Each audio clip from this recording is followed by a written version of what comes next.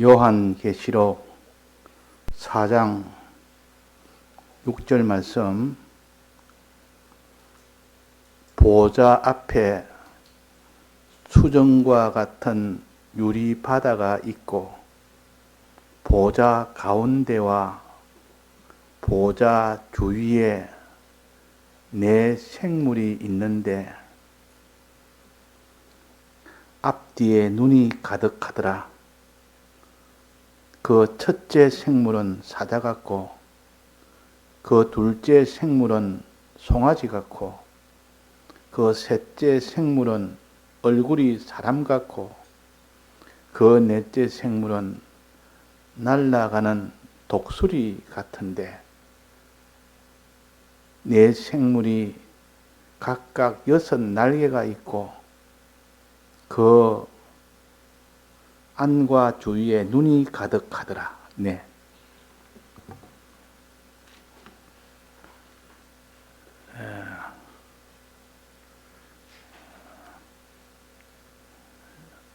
계시록은 이렇게 우리에게 상징으로 이렇게 가르쳤기 때문에 그 속에 있는 뜻을 찾아서 해석을 해야 돼요. 해석한 것을 가지고 그대로 살 수가 있는 것입니다. 상징으로는 행하지를 못합니다. 상징을 가지고 해석이 되어야 되고 영적인 해석이 되고 우리 생활을 해야만 구원이 되기 때문에 그래서 이 상징을 해석을 못하면 그래서 행치를 못하는 겁니다. 그래서 이 계시록의 말씀이나 또 창세기 말씀이나 또 시편이나 이게는 무슨 이런 다 이렇게 하나의 상징을 가지고 한 것이 많습니다. 그런 것을 바로 해석을 하지 않으면 행치를 못합니다. 무슨 뜻인지를 모르니까 뜻을 모르는데 어떻게 행하겠습니까? 행하지 못하는데 어떻게 구원이 됩니까?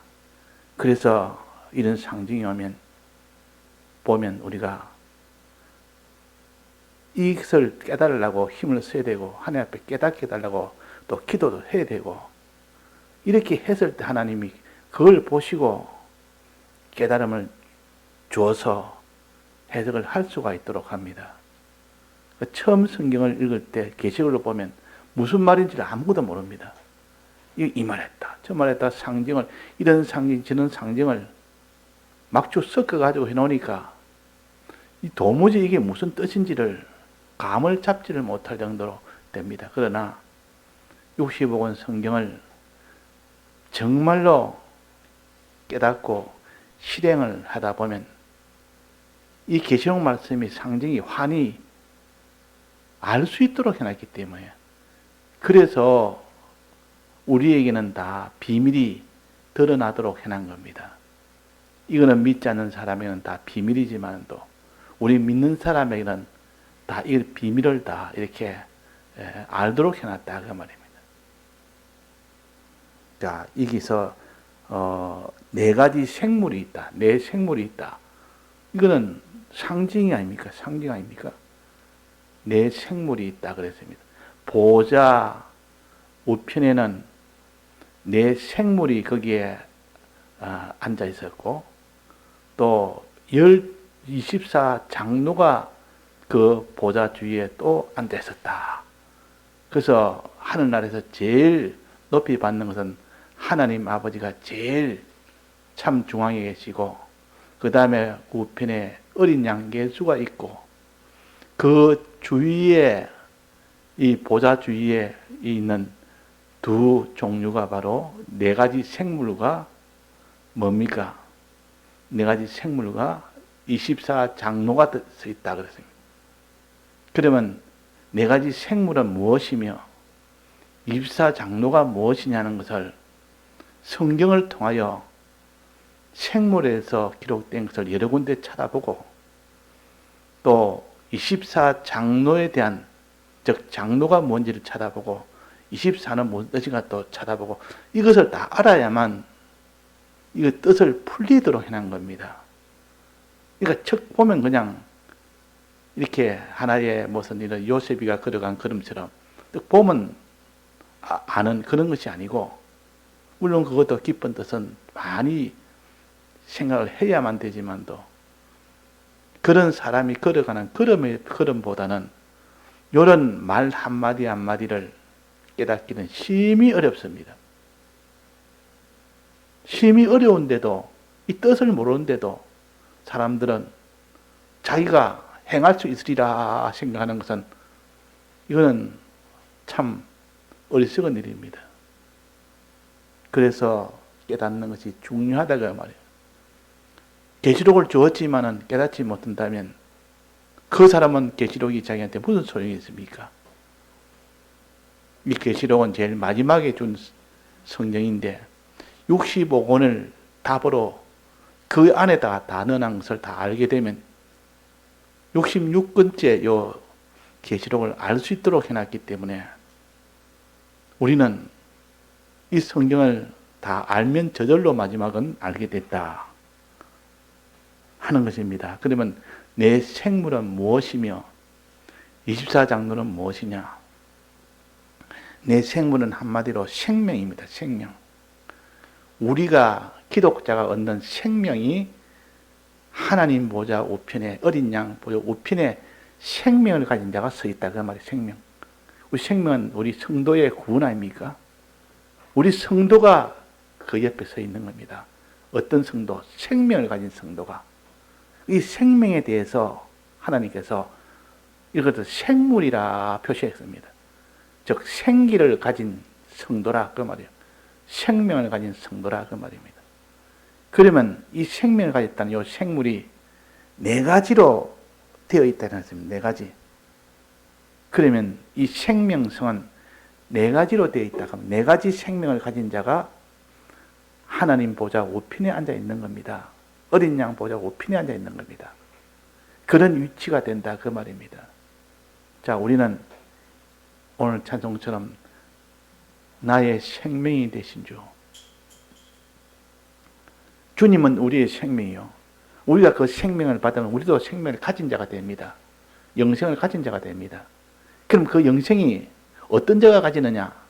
네 가지 생물이라. 이 말은 네 가지 면의 신앙을 가지면 생명을 가진다는 뜻입니다. 네 가지의 신앙을 가지면 그 사람이 생명을 가진다. 그럼 네 가지 그 신앙이 뭐냐? 그 네 가지 신앙만 가지면은 생명을 가진다. 그래서 생물이라 그렇게 된 겁니다. 그러면 이 네 가지 생물이 첫째 뭐라 했습니까? 첫째는 사자 같고, 둘째는 뭐라 했습니까? 둘째는 송아지 같고, 셋째는 뭐라 했습니까? 얼굴이 사람 같고, 넷째는 날아가는 독수리 같다.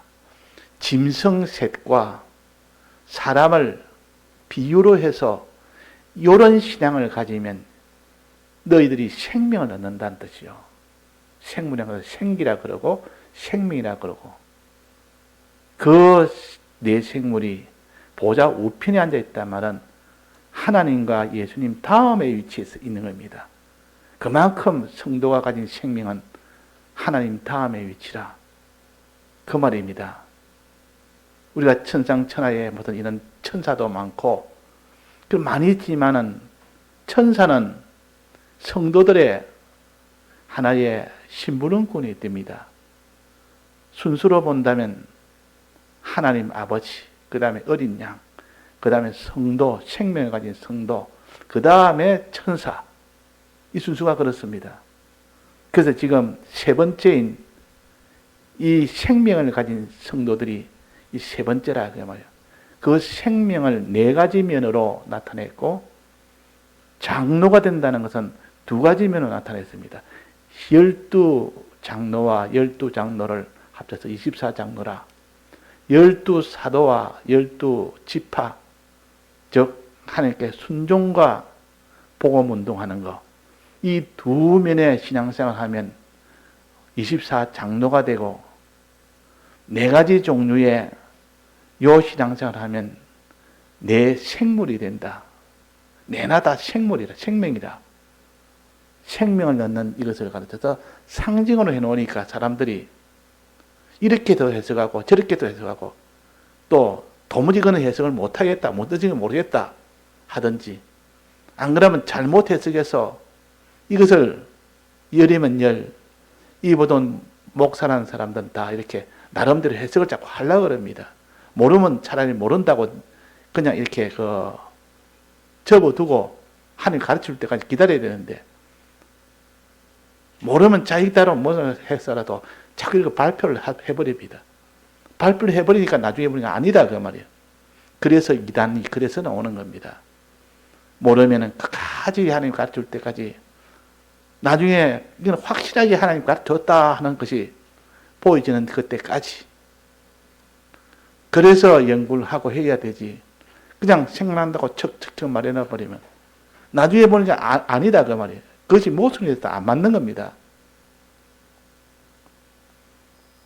자, 이 생물은 생명을 가르치고, 이 생명은 하나님 보좌 우편에 앉는 그 위치가 된다. 그것을 갖다 생명이라 장로라 그랬습니다. 자, 첫째 생물은 뭐랬습니까? 사자와 같다. 사자와 같은 신앙생활을 가지면 그 사람은 생명을 얻는다 그 말입니다. 사자와 같은 신앙생활. 자, 하나님께서 우리에게 짐승을 가지고 가르치기도 합니다. 짐승을 성도라 여기고, 성도가 어떻게 신앙생활을 하느냐, 사자와 같은 그런 신앙생활을 해라 그 말이에요. 사자는 용맹성을 가르칩니다. 용맹성이 있는 것이 사자라. 사자가 뭐 두려워서 벌벌 떠거나 사자가 뒷공문에 빼거나 이런 것이 없습니다. 사자는 어떤 짐승을 맞아도 그냥 덮쳐버립니다. 바로 달라들어서 그 두 발로 그냥 쳐버리면, 이런 보통 어떤 짐승도 그냥 뼈가 다 으스러질 정도로 나가버립니다. 또 입으로 물어버리면 전부 다 죽어버립니다. 그 이 힘이 얼마나 세며 그 발톱의 힘이 얼마나 강한지, 발톱으로 한번 치고 이로 한번 물었다면 다 그게 짐승이 거의 다 굴복합니다. 그래서 사자는 짐승 중에 아주 높은 위치에 있습니다. 그러니까 사자는 보면 용맹스럽다, 용감하다, 한 번도 두려워하거나 뒷공무니 치거나 피하거나 숨거나 이러지 않습니다. 사자는 막바로 그냥 달라들어서 바로 싸웁니다. 자, 우리 신앙으로 말한다면 용맹한 신앙이라, 자기보다 더 큰 이런 존재가 봐도 조금 더 후퇴하지 않고 강하게 달라들어서 싸웁니다. 자, 우리 신앙의 생활 중에 그런 용맹한 그런 신앙생활은 이 성경에 어떤 사람이 있습니까? 오늘 아침에 내가 한둘이 이야기했는데, 어떤 사람이 용맹한 신앙생활을 했겠습니까? 상대가 굉장히 큽니다. 강합니다.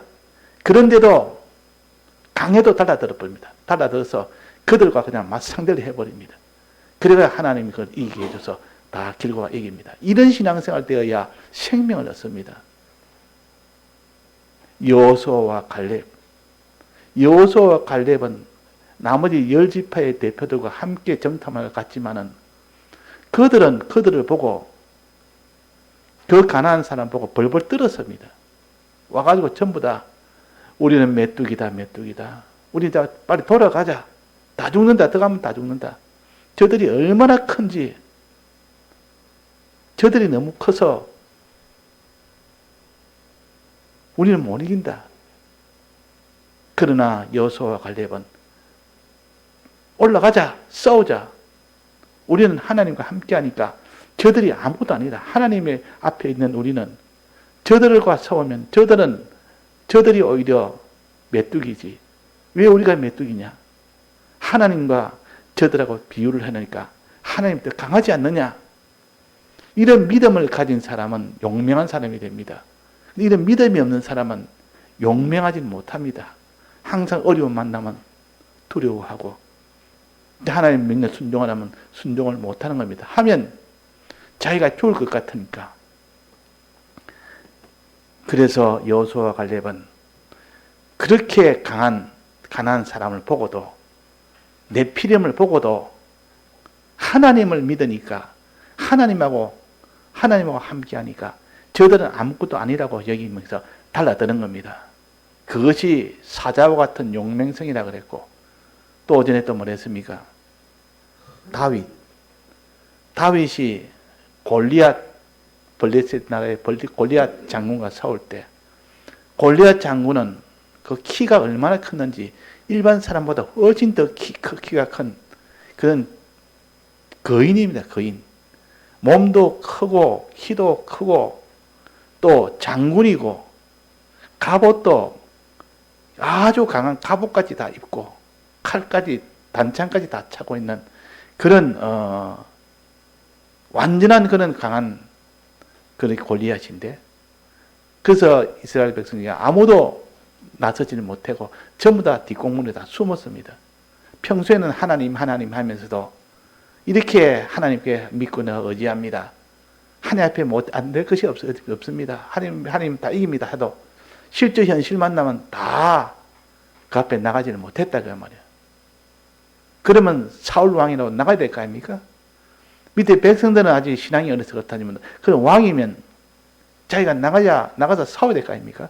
자기도 못 나가는 겁니다. 나가봐야 자기 죽겠다 싶으니까. 그런데 아직 나이도 어린, 군대 경험은 하나도 없는, 훈련은 아무도 받지도 않았고 산에서 목동이나 하던 그런 어린 아이가 내가 나가면 저거 싸우면 내가 이기겠다 이러니까 그 밑에 부하가 그 말을 듣고 그 사울왕한테 말했습니다. 어린 아이가 자기가 나와서 싸우면 이기겠다 합니다. 자기를 내보내달라 합니다. 그러니까 이 사울왕이 데려오너라. 누구냐 한번 보자. 또 보니까 아직도 어린 나이란 말이야. 키도 작지 몸도 작지. 그 목동하는 사람이 잡아 뭐 이렇게 뭐 건장하겠습니까? 아직 나이도 어리고. 그러니까 용기는 가상하지만은 너는 나가면 안 된다. 그래도 자기 경험을 이야기합니다. 나는 목동을 치면서 사자도 만났고 곰도 만났고, 그 사자가 양을 움켜쥐고 도망갈 때 곰이 그 양을 잡아갈 때 내가 뒤따라가서 사자의 입을 찢어버렸고 곰의 입을 다 찢어버립니다. 그래서 내가 구출해냈습니다. 참 이건 동화 같은 이야기를 합니다. 지금도 그럴 수 있습니다. 지금은 저 사자와 같은 짐승들 아닙니까? 이방인들은 저 짐승들 아닙니까? 지금도 똑같이 내가 할 수 있습니다. 이러니까 거짓말이 아닌 것을 알고, 그래. 그러면 내가 나가봐라. 나가봐라 하니까 그 길로 바로 나가는데 멈칫하지도 안 하고 망설이지도 안 하고, 상대방이 너무 크면 막상 나가다 보면 상대방이 저 산 같은 게 앞에 떡 서가 있으면 막 그 위압이 들어가지고 정작 앞에서는 머뭇거리고 나가지 못할 수가 있는데, 거기서 뛰어갔다 했습니다. 골리앗을 향하여 다름질해서 막 뛰어갔다 했습니다. 뭐 하나 들고, 물맷돌 하나 들고, 하나님 물맷돌로 던져라. 내가 맞추겠다. 너는 던지기만 던지라. 그 돌을 잡고 그 골리앗의 이마에 넣는 일은 내가 하겠다 그 말이에요. 이런 믿음이 있습니다. 이런 믿음이 있으니까 골리앗이 두려운 것이 하나도 없었습니다. 하나님의 능력이 두려우면 두려웠지 골리앗이 두렵지 않다. 왜? 하나님 앞에는 저것도 하나의, 하나님이 그냥 그냥 눌려버리면 죽어버리는데, 꼭 사람이 개미가 거기 가면 개미가 아무리 크고 강하다 해도 이 사람들은 개미를 보면 두려워합니까? 두려워하지 않습니까? 두려워하지 않습니다. 그러면 개미가 꼬물꼬물하면 손으로 탁 이렇게 비비버리면 그냥 죽어버립니다. 그런 개미가 어떻게 두렵겠습니까? 하나님 앞에는 그 골리앗은 하나님이 한마디만 바로 죽어버리는데, 그런 하나님 앞에선 다윗이 되니까 그 골리앗이 두렵지 아니하고 오히려 골리앗을 향하여 막 달려갑니다.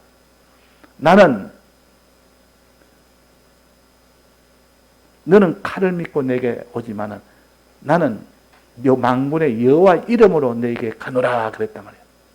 너는 칼이나 창을 가지고 그 힘을 가지고 내게 오지만 나는 그런 힘이 아니라 만군의 여호와 하나님의 이름으로 내가 너에게 간다. 그러니까 믿음을 가진 자는 용맹할 수밖에 없습니다. 믿음이 없는 사람은 용맹할 수 없습니다. 아무리 자기가 선천적으로 타고난 장사길이 있고 용맹한 길이 있다 할지라도 자기보다 더 큰 존재가 오면 다 그렇게 두려워하지. 그런데 다윗은 믿음이 있는 겁니다. 하나님의 크심을 믿는 그 믿음이 있으니까 하나님하고 골리앗하고 붙는 겁니다. 하나님이 강하냐 골리앗이 강하냐 그걸 계산했지 자기와 골리앗과 계산하지 않았습니다. 자기가 골리앗과 계산했다면 자기는 벌벌벌 떨 수밖에 없고 하나님과 골리앗과 싸우는 이 싸움이라 여길 때는 하나도 두렵지 않고 오히려 그 대적을 향하여 다름질을 쳐서 달려가는 그런 다윗이 됩니다. 결국은 믿음이라. 그 말이에요. 다윗은 믿음이 있었고 여호수아와 갈렙도 믿음이 있었고 그래서 자기보다는 강해도 하나님보다 약하다.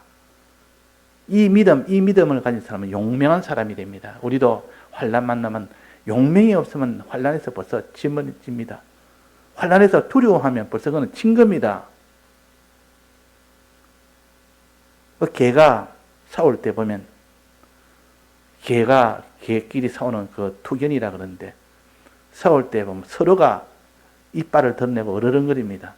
왜? 서로가 이렇게 강하게 보이고 무섭게 해서 상대방이 그 무서움에 그냥 꼬리를 내리도록 하려고 해요. 그래서 너무 무서워서 모르겠다 싶으면 꼬리를 착 내립니다. 꼬리를 착 내리면 졌다 그 말이에요. 꼬리를 밑으로 다 해가지고 그 밑에서 그 가랭이 사이로 딱 집어넣습니다. 두려우니까. 싸울 마음이 없다 그 말이에요. 그러니까 우리가 하나님 앞에 용맹한 환난을 만나면 용맹이 있었는데 용맹이 없어진 것은 믿음이 없어 그런 겁니다. 이 사자 같은 그런 인격, 그런 신앙, 그런 용맹한 신앙이 있어야 됩니다. 하나님이 제일 크다는 이 믿음이 있어야 된다 그 말입니다. 지금도 우리가 어려운 환난 만나면, 어려운 형편 만나면 염려하고 걱정하고 두려워하는 것은 하나님의 크심을 믿지 않아서 그렇다. 하나님의 크심을 믿는 사람은 그래 이것도 큰일이고 이게 참 두려운 일이지만은 하나님은 더 크다. 하나님은 더 강하다. 그렇게 믿는 사람은 그것이 두려움이 아니고 하나님의 솜씨를 보자 이렇게 하는 것이지. 홍해 바다 앞에서 모세는 하나님의 솜씨를 보자고 기다렸고 그 이스라엘 백성은 그래서 두려워서 벌벌 떨면서 돌아가자 그랬고 자 이것이 다 믿음이 없어서 그런 겁니다. 사자 같은 믿음, 용맹한 믿음을 환난 때 우리가 다 가져야 이깁니다. 두 번째는 뭡니까? 송아지 같아. 송아지는 소를 가르치는 거 아닙니까? 소는 어떤 성질을 가졌습니까? 소는 좀 순합니다. 보통 소도 이렇게 들이받는 소도 있지만도 막 날뛰고 막 밭을 돌아다니면서 남의 밭을 다 해치고 사람을 들이받는 이런 소는 가끔 있습니다. 그래서 주인이 다 물려줘야 되고 남의 밭을 다 해치면 다 물려줘야 되고 또 다른 사람을 받아서 죽는 소도 있는데 그러면 주인이 다 그거 다 갚아줘야 됩니다. 이런 게도 있지만 대체로 소는 충직합니다. 순종을 합니다. 순종. 소는 가자. 오늘 밭에 일하러 가자 이러면 아무리 자기가 몸이 아프든지 어떻게 하든 간에 주인이 시키면 무조건 따라갑니다. 주인이 시키면. 가다가 가선에 넘어져서 일을 쓰러져서 못할지라도 일단 주인이 가자 하면 일단은 몸을 이렇게 세워서 밭에 간답니다. 밭에 가서 있는 힘 다해서 그 쟁기를 갑니다. 자, 쟁기가 뭐죠? 쟁기는 땅이 단단하게 굳어진 것을 파서 디벼서 이렇게 아주 가루를 내야 됩니다. 그래야 그 위에다가 씨를 뿌릴 수가 있습니다. 씨는 땅이 단단하면 씨 뿌려봐야 소용이 없습니다. 씨가 안에 안 들어가니까, 흙 속에 들어가지 못하니까. 그래서 씨 뿌리기 전에 하는 작업이 쟁기질이라, 쟁기를 갖다가 이렇게 소하고 같이 합니다. 앞에 소가 끌고 뒤는 사람이 쟁기를 땅에다 꽂으면 이게 땅이 막 디비져서 그렇게 그 가루가 됩니다. 단단한 땅이 다 가루를 만드는 건데, 이때 소가 앞에서 끄는데 힘들어도 소는 주인이 가자 하면 무조건 앞에 갑니다. 있는 힘을 다해서 하다가는 힘이 없으면 넘어지면 넘어지고 못해서 중지하면 중지하도 자기가 있는 힘까지는 다 합니다. 이거 다 충직한 소라. 하나님 앞에 이런 것을 하나님이 원하십니다. 이런 신앙생활 되어야 생명을 얻습니다. 이런 신앙생활 되어야 생기를 얻는다 그 말입니다. 소와 같은 그는 충직성, 충성스럽게 순종하는 것을 충직성이라 그럽니다. 그래서 소는 순하지 않습니까? 순종성이 있습니다. 또 충성을 합니다. 있는 힘을 다해서 합니다.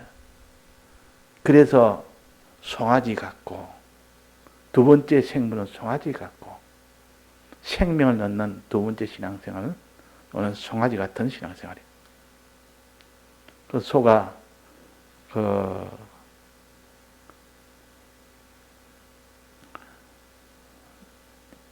이스라엘하고 블레셋하고 싸워서 거기서 엘리 제사장 때 법궤를 빼앗겼습니다. 법궤를 빼앗겨서 그 블레셋에 그 법궤를 가져갔습니다. 가져가니까 우리가 이겼다. 이제는 법궤는 우리 것이다. 너희들이 법궤를 가지고 안 되면 어떤 법궤를 앞세워 가지고 이긴다고 하지만은 너희들이 법궤를 다 빼앗겼고 우리가 다 가졌고 그 법궤를 가지고 왔는데 그 법궤에다가 그 법궤를 쳐다보고 법궤를 모시고 있으니까 이방인 속에 법궤가 다니까 이방인들이 다 거기서 큰 화를 당하는 겁니다. 자기들의 모든 이런 신상들이 다 거꾸로져서 다 부서지고 사람들이 죽고 그러니까 이 법궤를 빨리 돌려주자. 법궤는 우리가 가지고 있으면 화만 온다. 빨리 돌려주자. 돌려주지 않으면 다 죽는다. 그래가지고 몇 번 이렇게 블레셋 안에서 돌리다가 많은 사람이 죽고 하도니까 이제는 빨리 이스라엘로 보내자 이래가지고 거기에다가 술에다가 법궤를 싣고 그 법궤를 끄는 소를 갖다가 두 마리 그 앞에 끌게 합니다. 소를 끌게 합니다. 그 소는 시키면 그대로 하니까 이 법궤를 메고 쭉 저쪽에 이스라엘 쪽으로 가도록 했습니다. 쭉 가도록 하는데 만약에 그 소가 그 이스라엘 쪽으로 안 가고 엉뚱대로 간다면 그때는 우연히 사람이 죽은 것이지 무슨 하나님의 저주로 죽은 건 아니다. 그러나 소가 그 좌우로 뒤추지 안 하고 앞으로 쭉 끝까지 이스라엘까지 간다면 그것은 하나님의 저주라. 이렇게 블레셋 사람들이 알고 그렇게 실행을 한 겁니다. 그래 보니까 그 소가 어떻게 했습니까? 소가 바로 쭉 해서 어디로 갔습니까? 이스라엘까지 그대로 다 도착했습니다. 그래서 그 사람들이 보고 블레셋 사람들이 보고 야, 저거는 하나님의 저주가 맞네. 소가 그렇게 갈 리가 없다. 새끼를 두 마리 새끼를 아직도 떼지 못한 젖먹이 새끼가 있는데 저렇게 갈 수 있는 것은 불가능하다. 이 짐승은 자기 새끼를 두고는 절대 안 갑니다. 새끼를 두고는 안 간다. 그러니까 도무지 갈 수 없는 길을 그 암소 두 마리가 울면서 가는 겁니다. 울면서 자기 본능을 거스리고 저거는 사람으로서는 할 수 없는 일이 일어나는 일이다. 새끼를 둔 소는 갈 수 없는 길을 가니까 하나님의 역사다. 그렇게 알았던 겁니다. 또 좌우로 이게 똑바로 먹고 좌우로 치우치는데 한 번도 좌우로 치우치지 않고 똑바로 가는 겁니다. 이거는 사람의 역사가 아니다. 하나님의 역사다. 그러니까 이 블레셋에 큰 화가 내린 것은 법궤 때문에 그렇다 하는 것이 인정이 된 겁니다. 저들이 이제 알게 된 겁니다. 그리고 그래서 이스라엘 백성도 알도록 하나님이 그렇게 역사해서 하나님의 저주가 믿지 않는 자가 하나님의 말씀을 가지면 그거는 저주가 됩니다. 믿으려고 말씀을 가진 게 아니라 그걸 가지고 하나의 이런 놀이로 다른 목적을 가지고 말씀을 가지면 큰 저주를 받고 그 말씀을 들어서 순종하려고 말씀을 들으면 큰 복을 받는 것이라는 것을 우리에게 가르쳐 주는 겁니다. 그러니까 소란 것은 이렇게 충직하다 하는 것, 그걸 지금 가르치기 위해서 이 말이 나온 건데, 소는 주인이 시키면 그대로 아무리 힘들어도 그 일을 순종성으로 나아갑니다. 이것이 생명을 넣는 두 번째라 그 말이에요. 세 번째는 뭡니까? 사람의 얼굴이라 했습니다. 사람의 얼굴 가지면 생명을 넣는다. 사람은 모든 짐승보다도 뛰어난 지혜가 있습니다. 그래서 사람 하나는 짐승을 다 다스릴 수 있습니다. 이 들에 있는 짐승은 다 잡아서 사냥을 할 수 있지. 또 집에 있는 짐승은 다 길러서 저들을 복종하도록 만들지. 그러니까 사람이 모든 짐승의 제일 우두머리 아닙니까?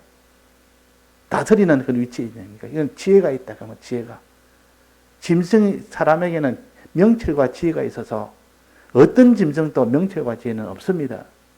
아무리 참 똑똑한 IQ가 높은 그런 짐승이 돼도 사람만한 그런 IQ가 없단 말이에요. 그런 지혜가 없습니다.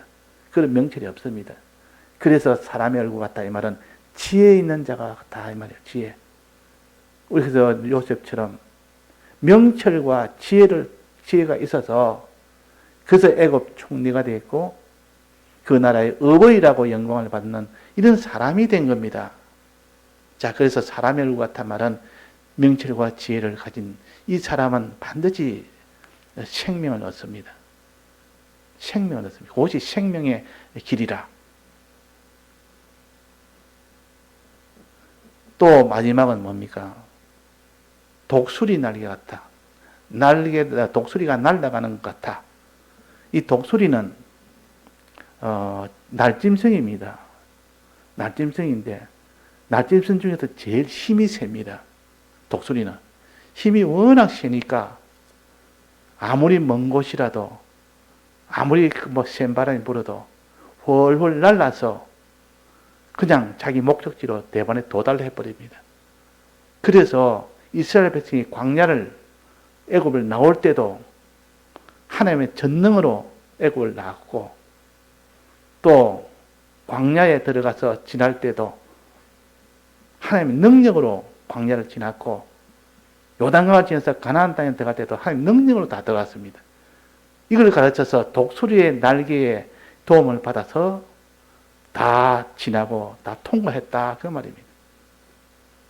그래서 이런 환난, 애굽에서 나오는 환난, 광야를 지나는 환난, 가나안 땅에 들어갈 때 오는 그런 어려움, 그런 것을 전부 다 통과시키는 것은 독수리처럼 이런 환난 속을 헤치고 나가는 그 신앙을 가르쳐서 독수리 신앙이라. 독수리는 홀 날아가지 않습니까? 이 사람처럼 험한 길이 있어도 그 험한 길을 갖다가 헤쳐나가려면 물 속에 들어가야 되지, 불 속에 들어가야 되지, 큰 이런 가시덤불도 들어가야 되지. 그 독수리는 그런 걸 헐 날라서 그냥 지나가 버립니다. 우리는 환난을 날라 지나가듯 그렇게 지나가야 되지. 환난 오면 그 자체 그냥 환난 때문에 멈추고, 환난 때문에 고통도 하고, 환난 때문에 다 지치하고, 환난 때문에 다 진전을 못하는 이런 사람이 아니라 환난이 아무리 많아도 독수리처럼 날라서 그냥 홀홀 지나가 버립니다. 환난이 와도 환난을 이기고 나간다 그 말이에요. 쉽게 이기고 나간다 그 말이에요. 이걸 갖다 독수리 같은 신앙이라. 이래야 생명을 얻습니다. 자, 요 네 가지 요런 신앙을 가져야 그것이 생명을 얻는 데서 내 생물이라 그랬습니다. 내 생물. 자, 그래서 네 가지 생물을 가지고 우리에게 또 구원도리를 네 가지로 가르칩니다. 네 가지 생물을 가지고. 또 밑에 두 가지가 더 있는데, 또 하나는 눈이 안에도 있고 밖에도 있다 그랬고, 눈이 안에도 있고 밖에도 있고, 또 날개가 6개 있다. 이거는 다음에 또 하겠습니다. 이 생물 각각이 6날개가 다 있다 했습니다. 네 생물이 다 이렇게 날개가 다 있다. 6날개가 다 달려 있고, 또 눈이 안에도 있고 밖에도 있다. 안팎에 눈이 있다. 이렇게 또 하죠. 이렇게 해야 이것이 구원이 된다. 6개의 날개가 있어야 생명을 얻고, 또 안팎에 눈이 있어야, 그런 신앙생활을 해야 너는 생명을 얻는다. 그랬습니다. 그러니까 내 생물이 날개 6개와 이 눈 안과 밖에 있는 눈, 그러니까 총 6가지의 신앙생활 할 때 생명을 얻는다. 그 말입니다. 6가지 신앙생활 할 때. 4가지 종류를 말했고, 또 그 눈에 대해서, 날개에 대해서 이렇게 신앙생활을 하면 그 사람이 생명을 얻는 자가 된다. 또 장로는 뭡니까? 12지파와 12사도 생활하면 너는 장로가 된다. 장로는 면류관을 쓴 것이 장로입니다. 면류관을 쓴 것이 그 권위라, 생명의 권위를 가르칩니다. 이런 생명의 권위를 가지려면 이런 12지파와 12사도의 요 신앙생활을 할 때 그 생명의 권위를 가진다. 그 말입니다. 자, 이걸 해석을 갖다가 이렇게 하지 아니하면 이 말씀이 자기한테 신앙생활에 아무런 도움이 안 됩니다. 이렇게 신앙생활과 연결해서 깨닫지 못하면 뭐 독수리가 뭐 어떻든 뭐 사자가 어떻든 사람의 얼굴이 어떻든 그게 무슨 자기한테 신앙에 도움이 되겠습니까? 우리의 구원 도리를 깨달아서 그대로 실행을 해야 되니까 이렇게 하니까 하나님께서 우리가 참 알기 쉽게 붙들기 쉽게 이렇게 상징을 해놓으니까 붙들기 쉽지 않습니까? 아, 내 생물, 또 안과 밖에 눈, 날개, 이것만 생각하면 벌써 우리가 어떻게 살아야 될지를 딱 손에 붙들기가 쉽고 생각하기 쉽고, 이제 생각하고 붙들기 쉬우니까 행하기도 쉽다 그 말이에요. 그냥 신약에 영적으로 가르치면 복잡해서 잘 모릅니다. 그러나 이 육적으로 이렇게 상징으로 가르치니까 우리가 간추리가 훨씬 수월합니다. 간추려진 것을 하나하나 해석을 해서 내가 그대로 사느냐 못 사느냐, 이제 거기에 이제 모든 것을 다 기울이면 그 사람은 이제 구원을 얻게 된다 하는 겁니다. 예, 다 같이 통성으로 기도하시다가 자유하시겠습니다.